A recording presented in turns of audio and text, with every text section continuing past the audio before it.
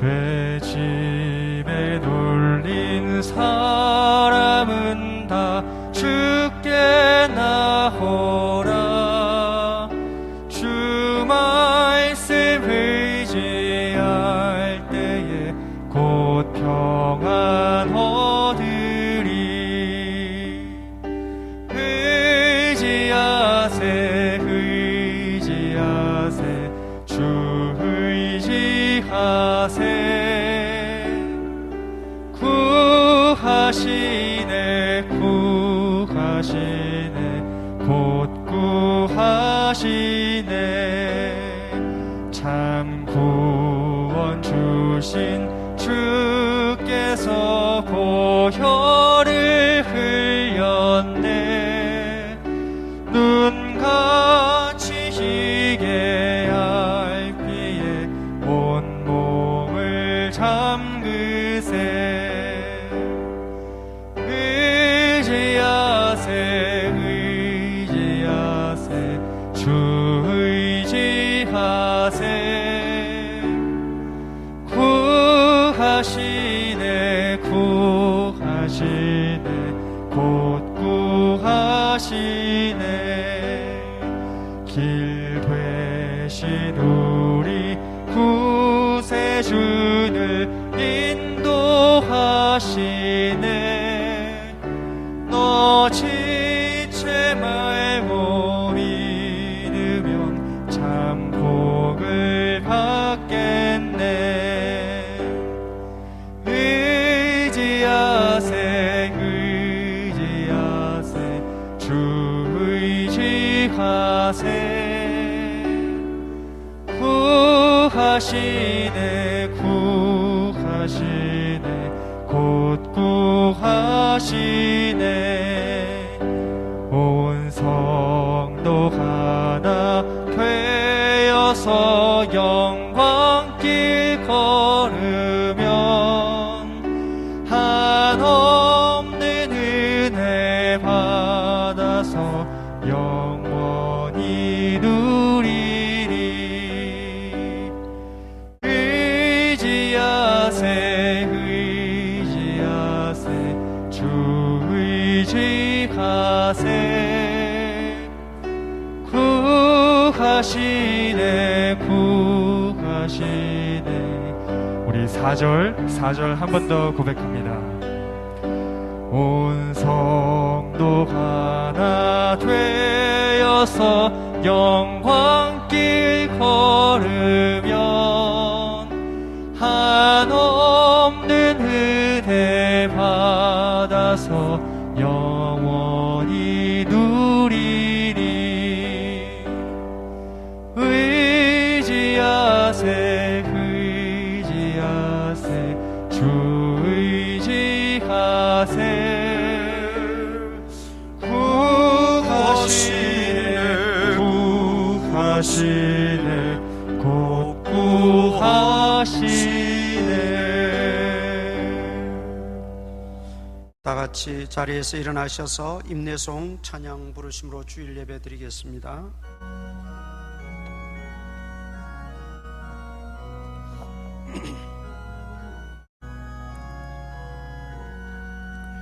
다 찬양하여라 전능왕 창조의 주께. 내 오나 주 찬양 평강과 구원의 주님. 성도들아 주 앞에 이제 나와 즐겁게 찬양하여라.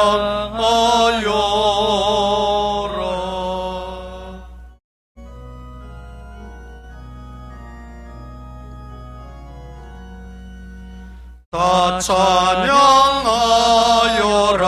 온몸과 마음을 바쳐. 이 세상 만물이 주 앞에 다 나와 찬양. 성도들아 기쁨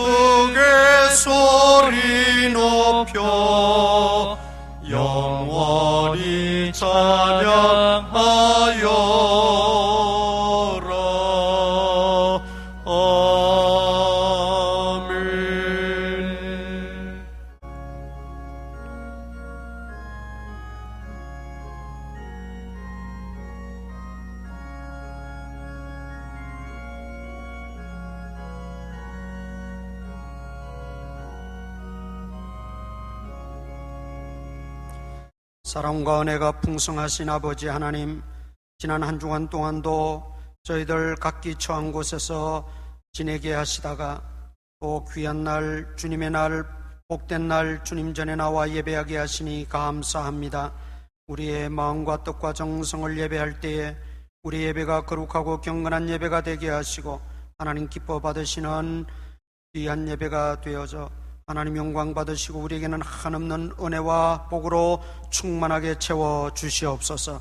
여러 가지 사정들로 참여하지 못한 성도들, 또 가정에서 예배드리는 믿음의 권속들 주님께서 다 기억하시고 한결같은 은혜로 채워 주시옵소서.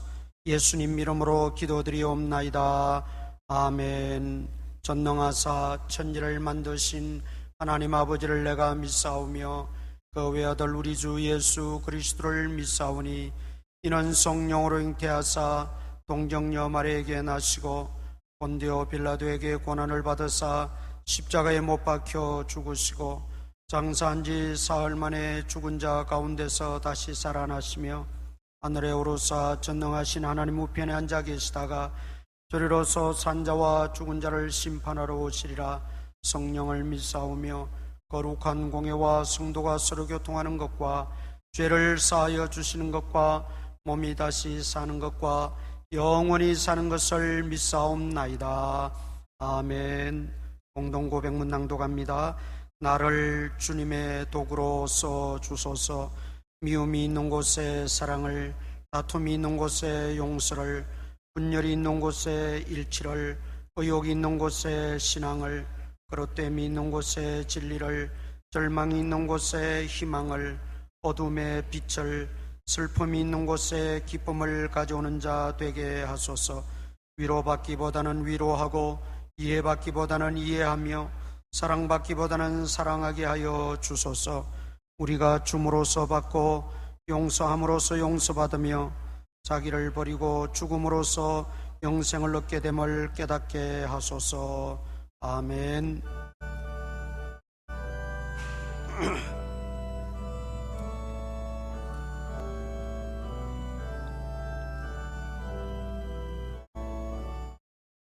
겸손히 주를 섬길 때 괴로운 일이 많으나 구주여 내게 힘주사 잘 감당하게 하소서. 인자한 말을 가지고 사람을 감화시키며 갈 길을 잃은 무리를 잘 인도하게 하소서. 구주의 귀한 인내를 깨달아 알게 하시고 굳건한 믿음 주셔서 늘 승리하게 하소서. 장래의 영광 비추사 소망이 되게 하시며 구주와 함께 살면서 참 평강 얻게 하소서. 아멘.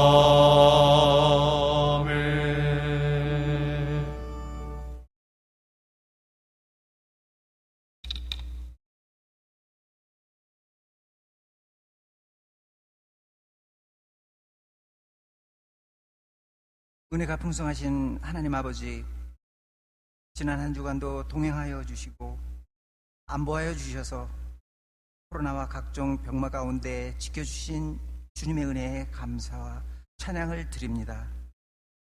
일길은 불순하였지만 풍성하고 아름다운 가을날을 허락하시고 거룩한 주일을 맞이하여 믿음의 식구들이 성전에서 또 온라인으로 가정과 처소에서 예배를 드리게 하여 주시니 감사를 드립니다. 주님 말씀의 권능으로 저희들을 깨우시고 살아 숨지게 하시니 우리의 영혼이 여호와를 송축하며 그의 은혜를 잊지 않도록 주님의 자비와 긍휼을 베풀어 주시옵소서. 하나님 아버지, 지난 한 주간도 세상 속에 살면서 여러 가지 문제들로 갈등하면서 기도하고 많은 죄를 졌음을 고백하오니 긍휼을 베풀어 주시옵소서. 선하고 올바른 방향으로 살기를 원하면서도 마음 한구석에는 죄의 모양이 자리하고 있고 일상생활 가운데 불쑥불쑥 튀어나오는 언행에서 주님의 모습과는 상반된 거칠고 또한 이기적이며 이력하게 죄를 짓는 모습들을 보니 저희를 불쌍히 여겨 죄를 씻어주시고 온전케 하여 주시옵소서. 나라의 위정자들과 백성들이 감사의 하나님을 인정하고 하나님의 은혜를 구하는 나라 되게 하여 주시옵소서. 신천지와 같은 사이비 집단들이 사그라들게 하시며 이슬람과 같은 폭력과 집단의 종교들이 이 나라에 발붙이지 못하도록 도와주시옵소서. 거의 2년 가까이 이 땅에서 창궐하는 코로나 전염병에서 지켜주시옵소서. 끊임없이 변이하는 바이러스의 정체를 온전히 파악하지도 또한 제어하지도 못하는 저희 인간들의 나약함을 깨닫게 하셨사오니 백신이나 치료제, 위드 코로나 등 아직도 정리되지 않은 염려스럽고 혼란한 상황들에서 저희들을 고쳐주시고 이 땅을 고쳐주시옵소서. 경제적으로 사회적으로도 또한 저희 믿는 자들의 믿음 생활에서도 변화들이 나타나고 있사오니 하루속히 온전한 찬양, 예배, 전도와 교제들의 시간들이 회복되어 주시도록 간절히 기도를 합니다. 학교 생활이 정상적인 방향으로 운영되어지면서 또한 집단 감염이 우려되는 가운데 믿는 성도들의 가정과 각각의 교육기관 또한 치료 요양시설에도 코로나의 위험으로부터 안전하게 지켜주시옵소서. 저희 주일학교 학생들과 교사들도 안보하여 주셔서 하루속히 평상적인 예배 환경으로 회복되어지기를 기도합니다. 사랑의 하나님, 저를 도우셔서 성령님이 저의 믿음 없음을 채워주시고 제 마음을 변화시킬 수 있게 해주시고 진난하기 전에 가능한 모든 노력을 다해서 진실을 확인하고 거짓말에 동참하지 않도록 도와주시옵소서. 날마다 구원의 감격과 기쁨으로 살아가게 하셔서 아버지의 아들 예수님의 성품을 닮아가게 하시고 성령님의 역사에 순종하도록 가르쳐 주시옵소서. 특별히 악한 영들이 그 어느 때보다도 세력이 강하오니 말씀의 전신갑주를 입혀주시어서 주님의 자녀들을 지켜주시기를 기도합니다. 말씀의 은혜가 되고 온전히 저희들의 마음에 자리를 잡아서 천국 소망을 갖게 하시며 구원과 생명의 말씀만이 자리 잡을 수 있는 은혜의 시간들이 되게 하여 주시옵소서. 교회 재건축을 위해 기도합니다. 금성재개발구역의 조합과의 협의가 원만히 이루어지도록 준비하고 있습니다. 설계와 시공, 조합과의 협의 과정, 법적인 문제까지 모든 과정에서 주님께서 함께하여 주시기를 기도합니다. 때를 따라 돕는 주님의 손길이 늘 함께하셔서 규모 있고 아름다운 주님의 성전이 건축되어지도록 도와주시옵소서. 이 시간 살아계셔서 역사하시는 하나님의 말씀을 선포하시는 우리 목사님 단위에 세우셨습니다. 성령 하나님께서 함께하여 주시고 영육간의 강건함으로 도와주시옵소서. 말씀의 힘을 실어 주시옵소서. 저희들은 하나님의 말씀을 받아서 심령이 새롭게 회복되어지고 변화를 받아서 거친 세상 속에서 구별된 삶을 살아갈 수 있도록 인도하여 주시옵소서. 각종 질병과 육체의 연약함으로 고생하는 성도들에게 주님의 위로와 치료의 손길이 임하여 회복될 수 있도록 도와주시고, 본문에 나가 있는 청년들, 지방이나 해외에 나가 있는 믿음의 식구들에게도 같은 은혜를 베풀어 주시옵소서. 예배를 위해 헌신하는 예배위원들과 묵묵히 수고하며 봉사하는 손길들 위해 주님께서 복을 내려 주시옵소서. 이 시간 예배의 시종을 주님께 의탁합니다. 모든 경배를 드리오니 영광받아 주시옵소서. 사랑 많은 예수님의 이름으로 기도드리옵나이다. 아멘.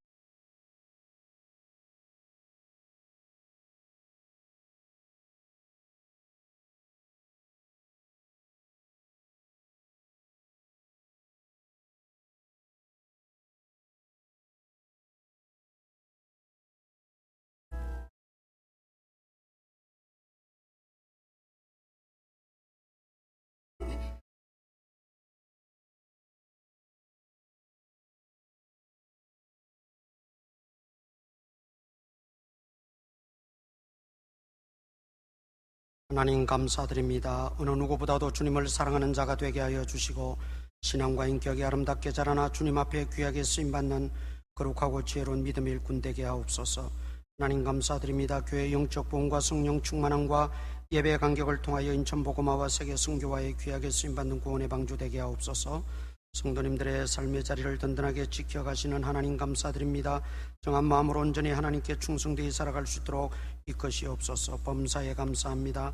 예수님 저의 부족함을 용서하여 주세요. 주님의 은혜에 감사합니다. 범사에 감사합니다. 한 주간 지켜주신 하나님 감사합니다. 아버지 하나님 감사합니다. 우리 가정이 신앙의 명가가 되게 하여 주옵소서. 우리와 우리의 자녀들과 손자 손녀들이 영혼이 잘된 같이 범사가 잘되고 강건의 복을 주시고 자자손손 믿음으로 살아가게 하옵소서.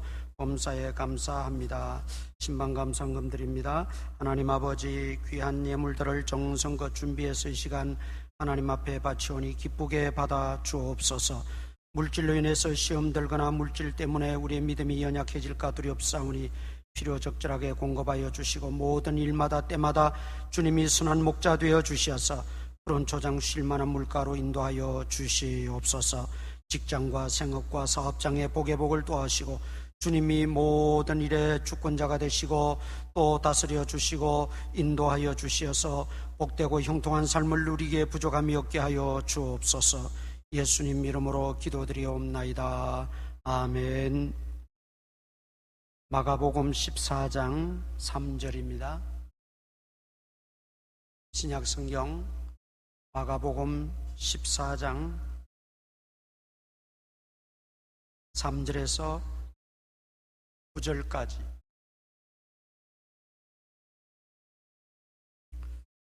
한 절씩 교독합니다. 예수께서 베다니 나병 환자 시몬의 집에서 식사하실 때에 한 여자가 매우 값진 향유고 순전한 나드 한 옥합을 가지고 와서 그 옥합을 깨뜨려 예수의 머리에 부으니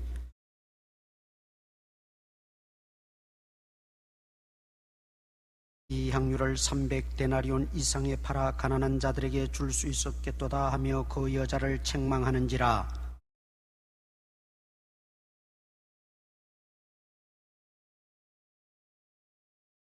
가난한 자들은 항상 너희와 함께 있으니 아무 때라도 원하는 대로 도울 수 있거니와 나는 너희와 항상 함께 있지 아니하리라. 다 같이 읽습니다. 내가 진실로 너희에게 이르노니 온 천하에 어디서든지 복음이 전파되는 곳에는 이 여자가 행한 일도 말하여 그를 기억하리라 하시니라. 아멘. 옥합을 깨뜨려 향유를 예수님 머리에 붓고 또 발에 부어 머리카락으로 그 발을 씻겨주신 이 마리아의 헌신은 우리가 여러 번 설교를 통해서도 들었습니다. 우리가 이 본문을 읽을 때마다 선입견을 가지고 있어요. 옥합을 깨뜨렸다고 하니까 우리도 옥합을 깨뜨려서 주님을 섬기고 헌신하자. 물론 그 의미도 합당하다고 봅니다. 왜냐하면 예수님께서 내게 좋은 일을 하였도다 칭찬하셨잖아요. 좋은 일이라고 하는 것은 아름답다는 뜻입니다. 예수님 보시기에 이 마리아는 좋은 일, 즉 아름다운 일을 행하였다는 것이죠. 그리고 9절에 보면 복음이 전파되는 곳에는 이 여자가 행한 일도 말하여 그를 기억하리라. 주님이 인정하셨죠. 그래서 옥합을 깨뜨려 주님을 위해서 온전히 헌신하는 것, 이것도 아름다운 일이고 주님이 기뻐하시는 일이면 틀림이 없습니다. 그러나 오늘 좀 말씀드리고자 하는 것은 우리가 평상시에 늘 이렇게만 듣고 알고 있었던 이 본문, 그래서 제가 아까 선입견을 가지고 있다 말씀드렸어요. 그러나 사실 그것은 항상 우리 인간 편에서 생각하니까 그런 것이고, 오늘 이 본문을 주님 편에서, 주님 처지에서 우리가 한번 바라보자고 하는 것입니다. 그게 진정한 해석이고 그게 진정한 의미고 뜻이겠지요. 그래서 지금까지 우리가 이 본문을 볼 때는 무조건 주님께 헌신하자, 그런 선입견은 좀 내려놓고 주님이 이 마리아의 헌신을 어떻게 보셨으며 또 무엇을 아름답게 여기셨으며 그에 따른 우리의 신앙적 성찰과 행위는 어떠해야겠는가 하는 점이죠. 자, 3절을 우리 다시 한번 보십시다. 3절, 예수께서 베다니 나병 환자 시몬의 집에서, 베다니는 나사로와 마르다와 마리아가 살고 있는 동리죠. 예루살렘에서 얼마 떨어지지 않았어요. 이제 유월절을 지키기 위해서 예수님 일행은 예루살렘 성전을 향해서 가다가 안식일이 되어서 나사로 집에서 하룻밤 묵고 가시려고 작정을 하고 베다니로 들어가셨습니다. 그런데 그 베다니에는 또 누가 살고 있었느냐면 나병 환자였던 시몬이라는 사람이 살고 있었어요. 이 나병 환자였던 시몬이 예수님이 베다니에 오신다는 이야기를 듣고 내가 모셔서 식사라도 한 끼 대접하고 좀 편안하게 주무시게 하고 내일 예루살렘으로 가게 하셔야겠다 생각하고 예수님과 그 일행을 자기 집으로 초대를 했어요. 3절 다시 보세요. 예수께서 베다니 나병 환자 시몬의 집에서 식사하실 때에, 여기는 그냥 나병 환자라 그랬지만 사실은 옛날에 나병 환자였었는데 예수님의 은혜로 고침받은 사람이지요. 나병 환자는 식구들과 같이 생활할 수가 없어요. 격리가 돼야 돼요. 누구를 초대할 수 있는 형편도 못 돼요. 그러니까 정확한 번역은 나병 환자였던 시몬의 집에 이렇게 해야 맞는 거죠. 예수님으로부터 고침을 받고 얼마나 감사하고 언젠가 내가 한번 보답하고 그 은혜를 갚아야겠는데 기회가 없었던 거죠. 왜냐하면 예수님은 주로 북쪽 갈릴리에서 활동을 많이 하셨고 이 베다니는 남쪽에 유다에 있는 곳이니까 예수님을 만나기가 쉽지 않았어요. 그런데 예수님이 이제 베다니에 오셨다는 이야기를 듣고 기회로 알고 자기 집에 예수님을 모셨어요. 그런데 이 나병 환자 시몬은 성경에는 없습니다만은 학자들의 그 추정에 의하면 마리아의 언니 마르다의 남편이라고 봅니다. 왜 그렇게 보느냐? 지금 시몬의 집에 가서 마리아가 자기 향유 옥합을 깨뜨려 예수님 머리에 붓고 발에도 붓고 하는 행위를 하고 있어요. 이거는 가까운 친척이나 형제 집이 아니면 남의 집에 가서 이런 일들은 벌일 수가 없습니다. 그래서 학자들은 마르다의 남편이 시몬이었을 것이다. 그러니까 마리아 입장에서 보면 언니 집에 가서 지금 이 옥합을 깨뜨리는 일을 행하였다는 말이죠. 얼마든지 가능한 일이라고 봅니다. 그 옥합, 순전한 나드 한 옥합을 가지고 와서 그랬어요. 나드라는 것은 인도산입니다. 인도에서 나는 나드라고 하는 식물 뿌리에서 그 채취하는 것인데 아주 강력한 향이 있어서 많은 귀부인들은 이 나드 향유를 소지하는 게 꿈이었다 그래요. 그런데 이게 수입산이잖아요. 비쌌겠지요. 귀하고 이게 희귀한 것이니까 비싸니까 평생에 그냥 조금씩 사 모으는 거예요. 그리고 또 처녀들은 이 나드 향유를 모아서 어느 정도 모여서 결혼할 때가 되면 결혼 지참금으로 그걸 팔아서 결혼 비용을 삼았다는 것입니다. 그러니까 이 나드 향유는 아주 값지고 귀하고 가치가 있는 것이라. 그걸 어떻게 알 수 있느냐 하면 오늘 이 본문에는 안 나옵니다마는 똑같은 본문이 마태복음, 마가복음, 요한복음에 다 나오잖아요. 그 요한이 기록할 때는 가룟 유다에게 좀 초점을 맞췄어요.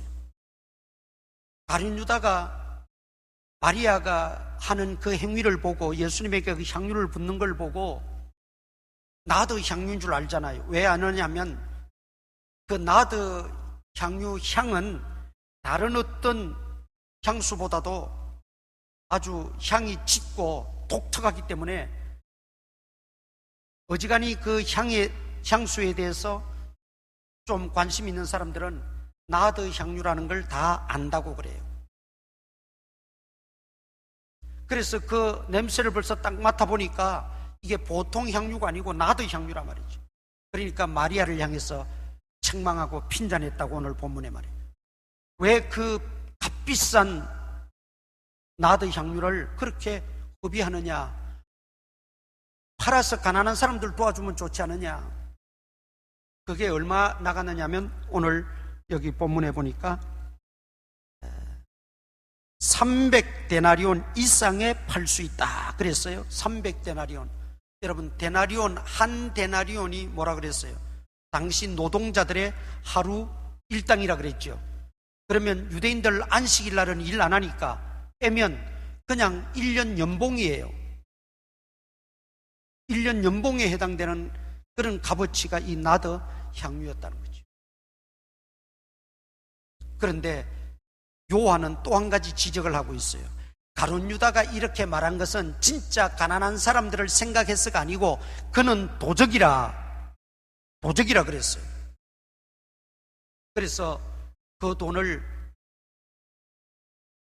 자기 입마이 포켓 하려고 빼돌리기 위해서 그렇게 이야기했다고 말하고 있어요. 그런데 예수님은 가룟 유다들을 비롯해서 나중에는 제자들도 그 가룟 유다의 말에 동조하고 있는 걸 볼 수 있어요. 그리고 그 말이 점점 이제 소리가 나가게 하니까 거기에 모였던 사람들이 있을 거 아닙니까? 제자들 외에도 있던 다른 사람들도 그 말이 맞다고 동조하기 시작했어요.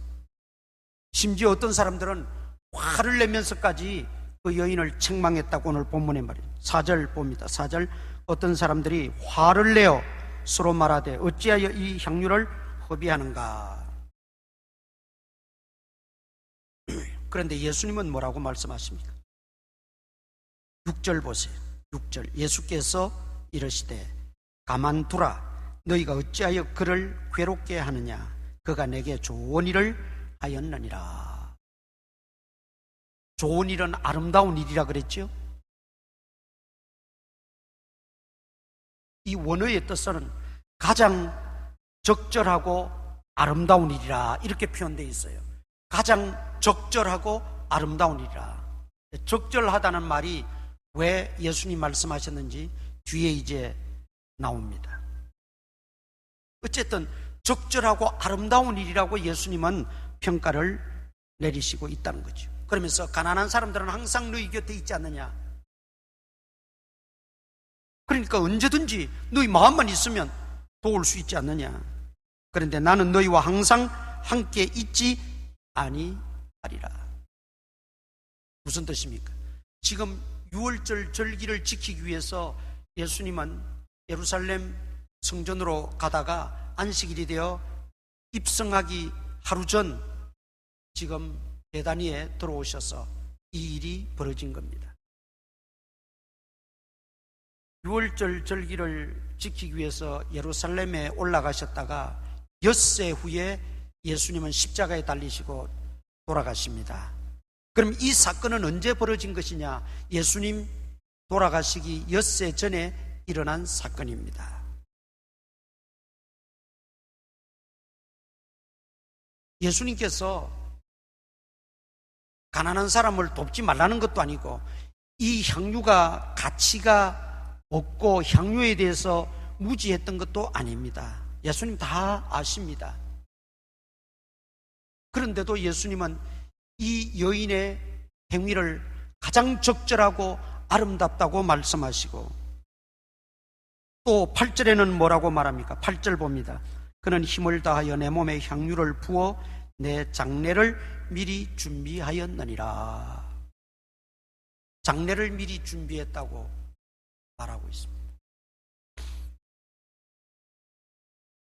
그러니까 예수님이 아름답고 가장 적절하고 아름답다고 말씀하신 것은 단순히 마리아가 옥합을 깨뜨려서 예수님 머리에 발에 부어 주었기 때문이 아니라 예수님이 보신 것은 다른 겁니다. 제자들은 온통 그 옥합에만 신경이 몰두해 있어요. 저게 얼마짜린데 왜 저걸 저렇게 급이하느냐? 아까도 제가 초두에 말씀드렸지만 이 본문을 우리가 보면 먼저 떠오르는 게 옥합이에요. 옥합을 깨뜨렸듯이 우리도 주님께 죽도록 헌신해야 된다. 틀린 게 아니에요. 맞아요. 그러나 주님이 아름답고 가장 적절하다고 말씀하신 데는 달리 보신 것이 있기 때문에 단순히 옥합 깨뜨린 그것만 가지고 말씀하시는 게 아니라는 거예요. 우리가 그걸 캐치하는 게 이 본문을 제대로 이해하는 것이고 우리가 진정한 은혜를 받을 수 있다는 것이죠. 그러면 주님이 보신 것은 뭐냐 하는 겁니다. 우리 하나님은 중심을 보신다 그랬어요. 그 믿음을 보신다. 주님은 항상 믿음을 보시고 그 중심을 보신다. 이 마리아의 이 지극한 헌신도 주님은 아름답다고 하셨지만 예수님은 이미 그 마리아의 중심을 보셨어요. 그 믿음을 보신 거예요. 그 중심, 그 믿음이라는 게 뭡니까? 주님을 그 무엇보다도 뜨겁게 사랑하는 그 믿음, 그 중심을 보셨다는 거예요.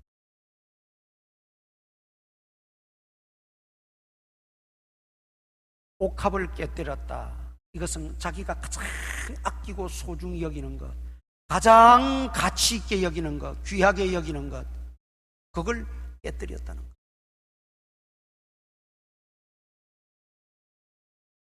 그런데 주님은 그걸 깨뜨리기까지 그 마리아의 중심을 보신 거죠. 깨뜨릴 수 있었던 동기가 뭐냐? 우리의 행위도 우리의 어떤 행동도 나타나는 것도 주님은 귀히 보시지만 그 마음의 동기, 그 믿음, 중심을 주님은 먼저 보신다는 거죠. 깨뜨릴 수밖에 없었던 이 마음의 동기를 주님은 보시고 아셨다는 거예요. 그 동기가 뭡니까? 예수님을 그 무엇보다도 그 어떤 것보다도 사랑하는 마음이었어요. 마리아는 오라버니가 죽었잖아요. 다른 부모의 행적이나 기록이 없는 걸 보면 부모들이 일찍 세상을 떠나고 삼남매가 오라버니가 그냥 가장이 되어서 지내고 있었던 것 같아요. 그런데 그 아버지 같은, 그 가장 같은 오라버니가 세상을 떠났으니 얼마나 막막하겠어요. 얼마나 절망감에 빠졌겠어요. 더군다나 그 시대에 그 문화 속에 어떤 여자들로서 말이죠. 오빠만 믿고 살아가다가 오빠가 덜컥 죽었으니 얼마나 낙심이 컸겠어요. 그런데 예수님께서 죽은 지 나흘 됐는데 이미 다 소망이 끊어지고 이미 장례 다 치러버렸는데 그곳에 오셔서 예수님이 나사로 오빠를 살려주셨어요.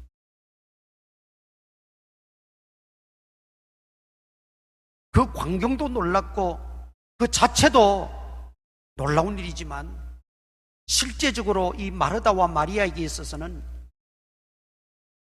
어떤 기적, 표적 그것도 위대하고 놀랍지만 당장에는 자기들의 생활이 이제 전과 같이 돌아갔다고 하는 거기에 안도감과 거기에 깊은 감사가 있었던 거죠. 뿐만 아니라 늘 예수님께서 나사로 가정을 귀히 여기시고 아끼시면서 늘 말씀하시고 가르치시고 그러면서 이 나사로 삼남매는 믿음이 생겼어요. 예수님에 대한 믿음이 생기고 천국에 대한 믿음이 생기고 그러던 차에 예수님이 자기 동네에 오셨고 또 시몬의 집에 초대를 받아 거기서 하룻밤 묵게 되었을 때 그걸 기회로 삼아 나는 예수님을 사랑하는 그 마음을 담아 이제 예수님을 사랑하고 예수님의 그 은혜에 보답하고자 하는 그 마음을 이번에 내가 실현하지 않으면 기회가 없다는 심정으로 저는 그렇게 아끼고 소중히 여기던 향유를 가져가서 부은 거예요. 주님은 그 중심을 보신 거예요. 그 무엇보다도 그 어떤 것보다도 주님을 뜨겁게 사랑하는 그 마음.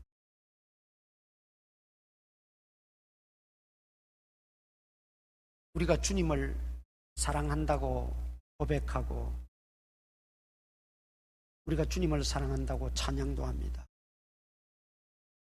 그런데 꼭 수치적으로 표시할 건 아니지만 0에서 10까지 주님을 향한 사랑의 지수를 매겨본다면 스스로 여러분들은 나는 얼마나 주님을 사랑한다고 생각되십니까? 저는 이 설교를 준비하면서 이 부분에 와서 제가 부딪히면서 엄청난 회개를 할 수밖에 없었습니다. 저는 다른 때를 떠올리지 않았고 제가 목사 안수 받을 때를 떠올렸습니다. 목사 안수 받을 때 그때는 세계 어디를 갖다 놔도 주님을 위해서 내가 헌신하고 주님을 위해서 내가 희생하고 주님을 위해서 목숨까지 바치겠습니다. 그 열정과 그 열의와 그 마음이었어요.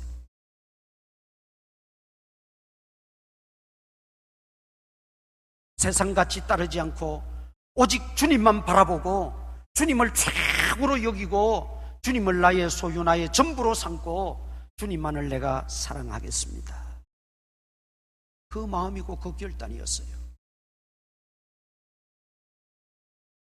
그런데 지금에 와서 세월이 흐르면서 이런저런 일들 이 핑계 저 핑계 대면서 주님을 사랑하는 마음이 다 식어져 버리고 가슴도 식어져 버리고 열정도 식어져 버리고 심지어 그 믿음도 식어져 버리고 설교 준비라는 것은 성령께서 감동을 주시고 나올 때 쫙 해야 돼요. 저 스타일은 그래요. 어떤 분은 뭐 일주일 내내 뭐 이렇게 한다 그러는데 사실 그거는 저는 그게 잘 안 돼요. 일주일 내내 어떤 제목으로 어떤 본문을 가지고 어떻게 적용하며 할까 하는 거는 생각을 하는데 이제 기도하면서 딱 자리에 앉아서는 저는 저만의 어떤 스타일이죠. 술술 다 나와야 됩니다. 그 술술 나오는 게 하루 종일일 수도 있고 이틀일 수도 있고 때로는 2시간일 수도 있습니다. 그거는 내 능력 밖이에요. 그런데 이 말씀을 준비하면서는 멈춰버렸어요. 그리고 하나님께서 강력하게 회개를 시키는데 얼마나 기도하다가 나중에는 눈물이 나오고 나중에는 내 의자에서 내려와서 바닥에 꿇어앉아서 하나님 앞에 회개하며 기도했어요. 주님을 향한 그 사랑하는 마음이, 그 지수를 내가 살펴보니 형편없더라는 거죠. 다 식어져 버렸다는 거예요. 첫사랑을 다 잃어버렸더라는 거예요. 그래서 울며 회개하면서 하나님 용서해 주옵소서.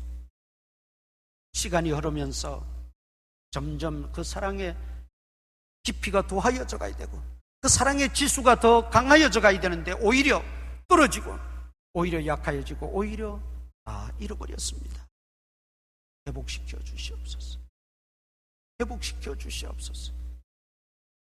한참 기도하고 다시 말씀을 이제 적어 내려가기 시작했어요. 에베소 교회가 정말 주님 뜨겁게 사랑했어요. 주님만 사랑하다 보니까 주변의 이단들이 득실거리고 이렇게 미혹하고 저렇게 미혹해도 주님 사랑하는 그 마음이 간절하고 뜨겁고 크다 보니까 이단들이 문제가 아니었어요. 핍박이 얼마나 심했는지 아시죠? 로마 황제 10대 박해라고 기독교 역사상 초기 기독교 역사의 최고의 핍박, 지금까지 기독교 역사상 그런 핍박이 없었던 로마 그 황제 핍박 시대에도 믿음을 꿋꿋하게 지켜냈어요. 주님을 사랑하는 마음이 뜨겁다 보니까. 왜? 주님을 사랑하는 마음이 간절하고 뜨겁다 보니 내 목숨도 주님이 원하시면 순교하겠다는 거예요. 바치겠다는 거예요. 그래서 하나님이 내 목숨 필요하면 나는 천국 가서 주님과 영원히 살 것이고, 하나님이 또 이 땅에서 필요해서 살려주시면 내가 하나님 영광에서 살 것이고, 이게 초대교회 성도들의 모토였어요. 그런데 에베소 교회도 시간이 흐르면서 잘 먹고 잘 살게 됐어요. 별 염려가 없고 별 문제들이 없어지기 시작했어요. 그러다 보니 주님을 향한 그 마음, 그 중심이 식어지기 시작했어요. 2000년 전의 에베소 교회의 모습뿐만 아니라 오늘 이 모습이 저의 모습이고 여러분의 모습은 아닙니까? 제자들은 온통 옥합에만 관심이 있고 거기에만 집중했지만 주님은 그 이전에 그 마리아의 중심을 보셨다. 변함없이 뜨겁게 주님을 사랑하는 그 마음, 그 믿음을 주님은 아름답다, 아름답다고 말씀하십니다. 오늘 우리가 다시 한번 주님을 향한 사랑이 회복되어질 수 있기를 축원합니다. 사랑의 지수를, 사랑의 온도계를 높이십시다.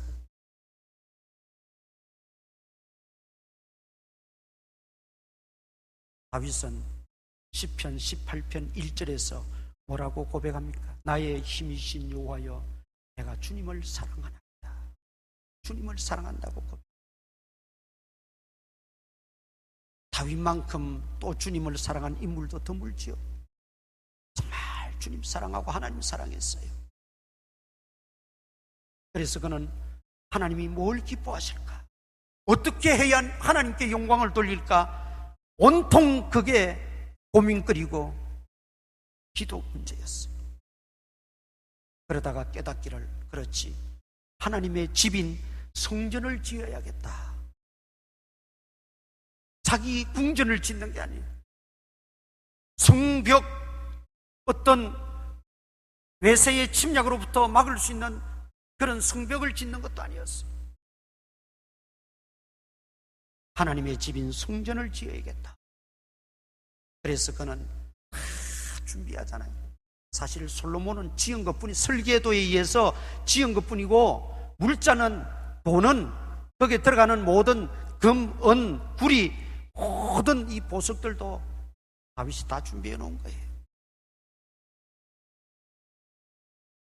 그러나 하나님의 뜻이 다윗이 짓는 것은 허락지 아니하심으로 결국 그 아들 솔로몬에게 짓고 말았죠. 그런데 여러분, 놀라운 것은 하나님이 그러고 끝난 게 아니에요. 다윗의 마음을 위로해 주십니다. 다윗에게 하나님이 뭐라고 말씀하세요? 내가 네 마음을 안다. 내가 네 마음을 안다 그랬어요. 내 그 열정을 내가 보았다. 나를 사랑하는 그 중심을 내가 안다. 그리고 너의 위가 영원히 떠나지 아니할 것이고 내 후손이 복을 받으리라. 하나님이 위로하시고 약속해 주세요. 성전을 아무리 아름답게 화려하게 지어도 그게 하나님 앞에서 뭐가 됐습니까? 땅에서 그저 좀 화려하고 대단한 것뿐이지 하나님 보실 때 그게 뭐가 대단하겠어요? 하나님은 그것보다도 더 이전에 얼마나 하나님을 사랑하는, 얼마나 하나님을 신뢰하는가, 하나님을 사랑하는 그 마음을 보십니다.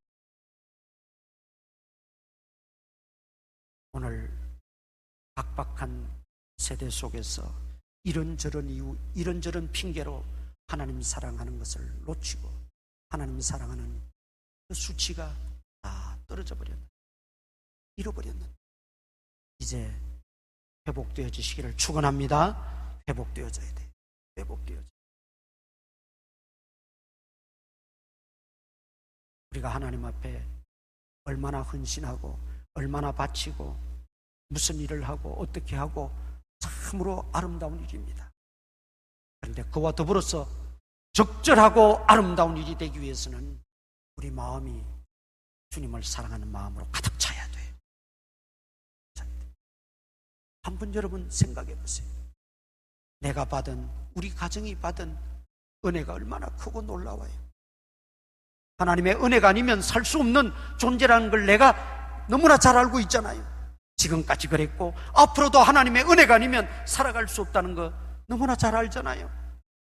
그러면 그 은혜에 우리가 얼마나 감사하고 은혜 베풀어 주신 그 주님을 사랑하느냐.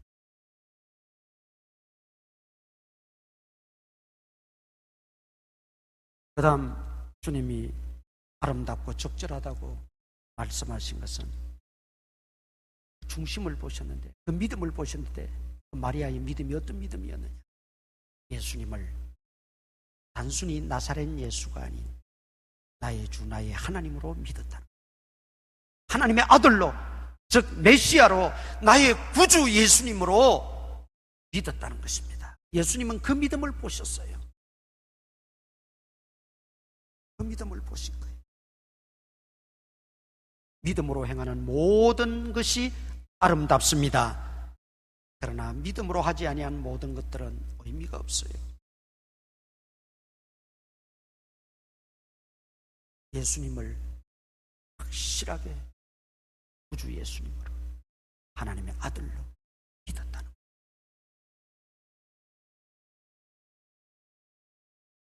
머리에 기름을 붓는 행위는 세 사람에게 그렇게 한다고 그랬죠. 첫째, 왕 즉위식할 때, 선지자 임명할 때, 제사장 취임할 때 머리에 기름을 붓고. 그런데 우리 예수님은 대제사장이라 그랬어요. 이 삼직을 동시에 가지고 계신 분은 예수님 한 분밖에 계시지 않습니다. 예수님에게 머리에 기름을 부었다는 것은 단순히 관례에 의해서, 관습에 의해서 한 것은 아닙니다. 그 당시에 관습은 귀한 손님이 오면 땀에 젖고 샌들만 신고 다니니까 발이 더럽고 하니까 발 씻을 물을 대에 뜯어주고 발을 씻기고 거기에 한 방울 탁 향수를 뿌려줍니다.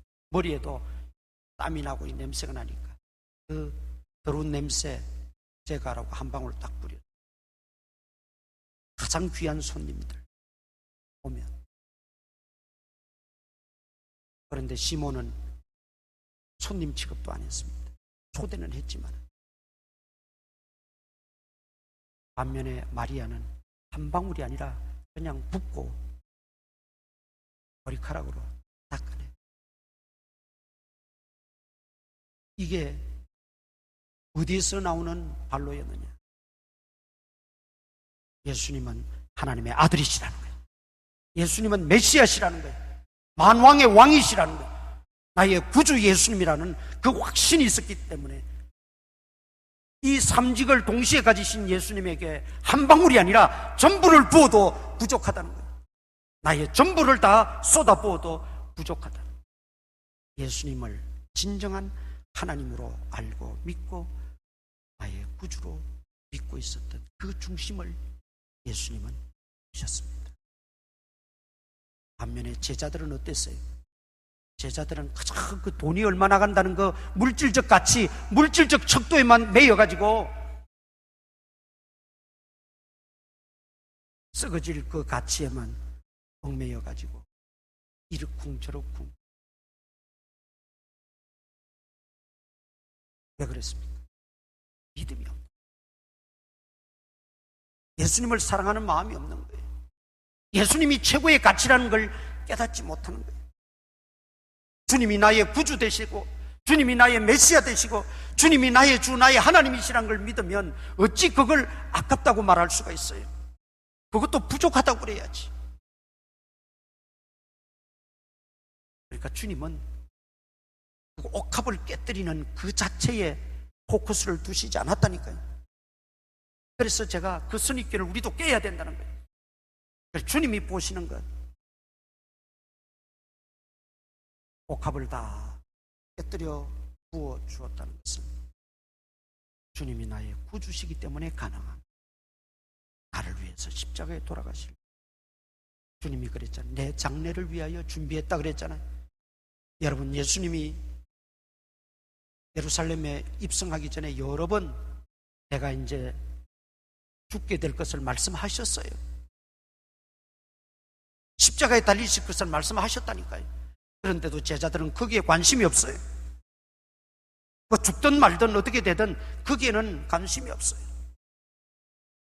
오히려 예수님이 이제 모처럼 예루살렘에 오셨으니까 큰 기적을 베푸시고 표적도 나타내셔서 예수님이 좀 인기가 폭발하고 슈퍼스타가 되면 자기들도 좀 덩달아 대우를 받고 대접을 받는다는 그 생각에만 얽매여 있는 거예요. 얼마나 안타까운 일입니다. 그런 차에 이 마리아의 그 중심과 믿음을 보신 예수님은 가장 적절하게 아름답다. 마리아는 이분이 말씀하신 것을 귀담아 들었어요. 하나님의 아들로서 말씀하신 죄인들을 위하여 죽으셔야 된다는 걸 알았어요. 또 저분의 죽으심은 다른 것이 아니라 자기의 죄 때문이 아니라 내 죄 때문에 돌아가신다는 것도 그는 알았어요. 그리고 당시에 관습에 의하면 유대인들은 장례를 치를 때 요즘 우리처럼 관에다가 또 넣어가지고 뭐 무덤이나 어디 하는 것이 아니라 그냥 시신을 깨끗하게 닦고 그걸 두루마리로 둘둘둘 말아가지고 그냥 굴 속에 파놓은, 무덤으로 파놓은 그런 굴 속에나 그런 데 그냥 집어넣고 마는 거예요. 그래서 좀 있는 집에서는 시신을 닦고 거기에 향유를 뿌립니다. 몸 군데군데 향유를 뿌리고 저기로 이제 세마포나 기타 이런 걸로 알아서 장례를 치고, 예수님이 내 장례를 이미 준비했다고 말씀하시잖아요. 그런 의미예요. 그러면 왜 제자들이 먼저 이걸 깨달아야 되고, 제자들이 예수님이 왜 지금 예루살렘에 올라가시는가를 알아야 되고, 그들이 먼저 앞서서 예수님의 장례를 준비해야 되고, 이 마지막 이제 돌아가시기 엿새 전에 벌어진 사건인데, 일주일 뒤에는, 엿새 후에는 예수님이 십자가에 돌아가신다는 그 사실을 그들이 안다면 단순히 물질적 가치, 척도를 가지고 이러쿵저러쿵 할 때가 아니라는 거죠. 자기의 온 몸과 자기의 온 정성과 온 힘을 다 바쳐서라도 이제 마지막 가시는 주님을 위해서 내가 뭘 헌신할까? 거기에 몰두하고 거기에 집중했어야 마땅한데, 제자들은 지금 그렇지 못하고, 우리가 하나 도전으로 받아야 돼. 이 제자들이 나일 수 있다는 거예요. 제자들이 나일 수가 있다. 예수님에 대해서 많이 안다고 생각합니다. 예수님을 오래 섬겼다고 말합니다. 예수님에 대해서 모든 기적과 표적도 경험했다고 이야기합니다. 그런데 정작 예수님의 죽음은 예비하지 못하고 준비하지 못하고 있는 저들. 예수님 따로 제자들 따로 노는 거예요. 얼마나 이게 비극입니다. 그러나 마리아는 달랐어요. 예수님 말씀을 곧이곧대로 믿었습니다. 그리고 왜 그분이 돌아가셔야만 하는 것도 알았습니다. 그리고 그걸 묵상할 때 나 같은 죄인 위해서 예수님이 십자가에 돌아가신, 그 앞에서 그는 복합을 깨뜨리는 게 문제가 아니었어. 주님은 그 중심을 보시고 그 믿음을 보시고 가장 적절하고 아름답게 말씀하십니다. 그렇다면 오늘 우리도 시각을 조금 달리해서 주님이 보시는 믿음, 하나님 보시는 그 중심이 주님 앞에 상달되어져야 되는데, 얼마나 주님을 사랑합니다. 정말 예수님을 나의 주 나의 하나님으로 믿고 내 죄를 대신해 십자가에 돌아가시고, 그분은 죄가 없으신데 다 때문에 십자가에 돌아가셨다는 것이 얼마나 절감되십니까? 그렇다면 내 모든 것을 다 드려서라도 주님 위해서 헌신하고자 하는 그 마음은 당연한 것이고, 너무나 값진 것이고, 너무나 아름다운 것이고, 귀한 것이라는 거예요. 그런데 그 마음도 없이, 그 중심 없이 우리가 뭘 한다고 한들 주님 앞에 그게 과연 얼마나 되겠냐 이 말이죠. 만물의 주권자 되시고 주인 되시는 그 하나님 앞에 내가 하는 그 행위 자체가, 행동 하나가 뭐가 대단하겠냐는 거죠. 심지어 내 목숨을 바친다 해도 그거 하나님 앞에 하는 것. 순교하는 것이 귀하고 값진 것 분명합니다. 그거 아무나 할 수 있습니까? 누구나 할 수 있는 일이에요. 그럼에도 불구하고 강조하는 말씀은 뭡니까? 늘 주님을 사랑하는 마음이 변치 말자는 거예요. 그리고 정말 나의 주 나의 하나님, 내 죄를 대신해서 십자가에 돌아가신 그 주님에 대한 은혜를 잊지 말자는 거예요.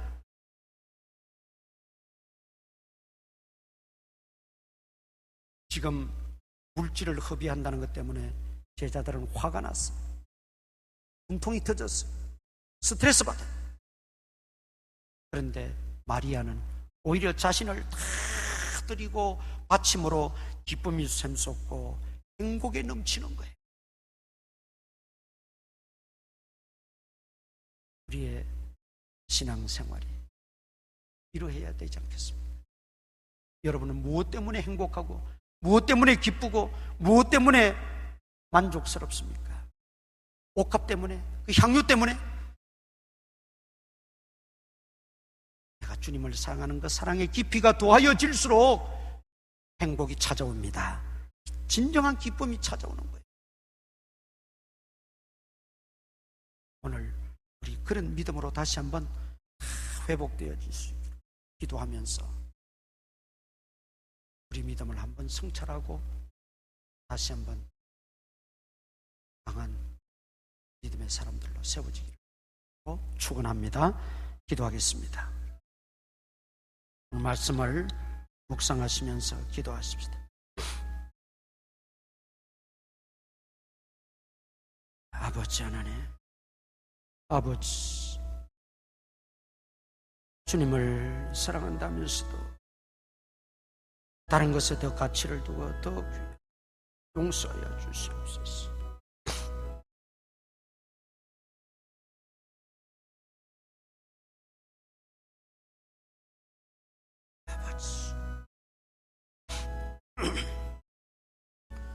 아버지,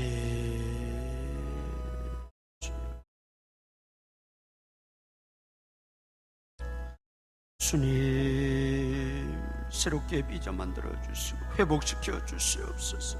더 이상 이렇게 주님을 숨겨서는 안 되겠사오니 주여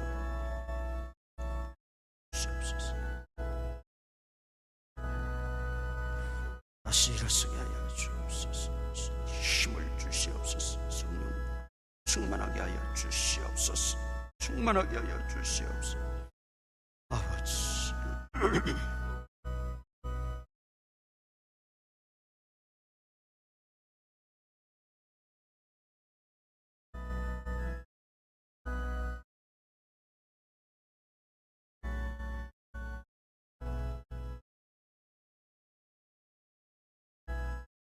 아버지, 주시옵소서.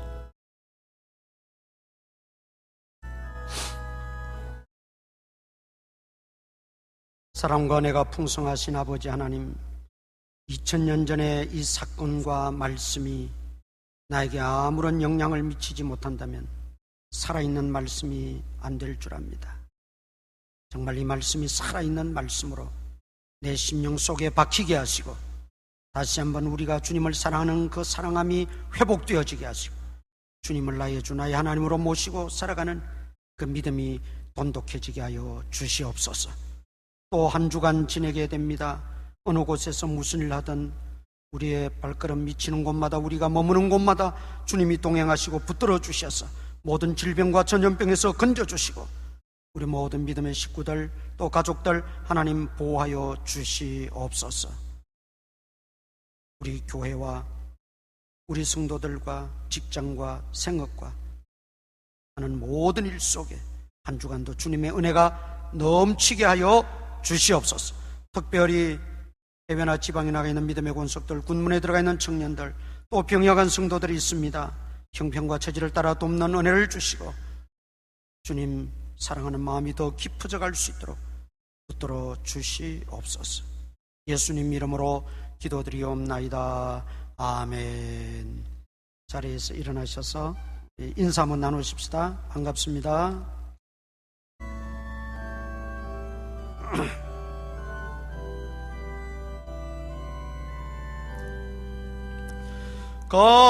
값비싼 양유를 주께 드리 막달라 마리아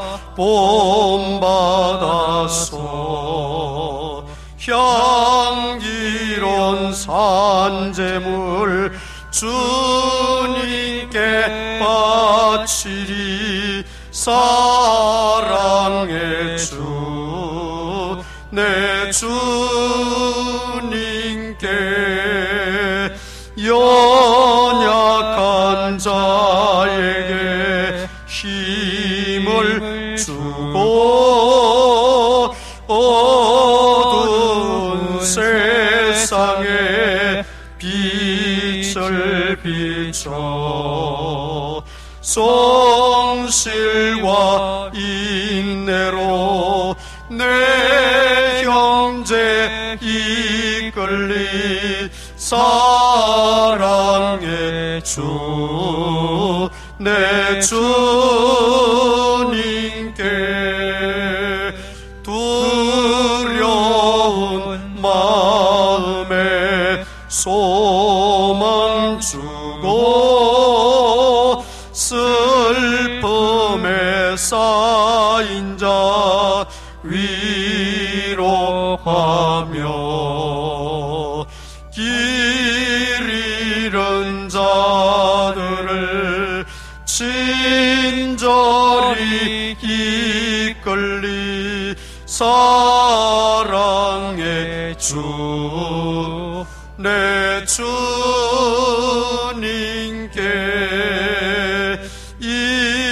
인생의 황혼이 깃들어서 이 땅의 수고가 끝날 때에 주님을 섬기다 평안히 가리라 사랑의 주 내 주님께 아멘.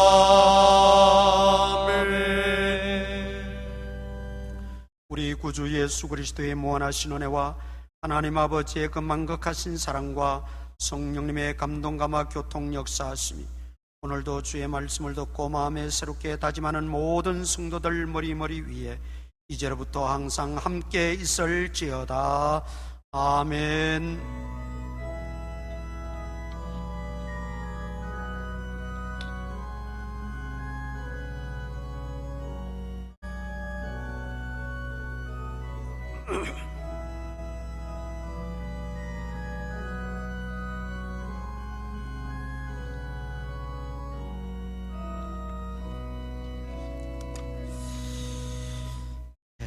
특별한 광고는 없습니다. 한 주간 또 기도하시면서 건강에 유의하시고 잘 지내시다가 우리 주일날 뵙겠습니다. 예배 마쳤습니다. 안녕히 돌아가시기 바랍니다.